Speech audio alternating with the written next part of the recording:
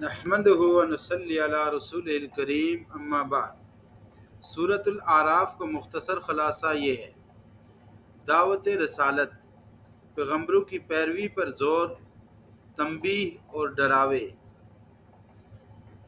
انبیاء علیہ السلام کے قصص، نوح علیہ السلام، ہود علیہ السلام، صالح علیہ السلام، لوط علیہ السلام، شعیب علیہ السلام کے واقعات سے عبرت حاصل کرنے کی ترغیب، آدم اور شیطان، انسان کو شیطانی وسوسوں سے بچنے کی تلقین، اعراف، جنت اور جہنم کے درمیان ایک جگہ کا ذکر، احکامات، شکر، عدل، فساد سے دوری اور تبلیغ کی ہدایات، آخرت، قیامت، جزا سزا اور جہنم جنت کا بیان۔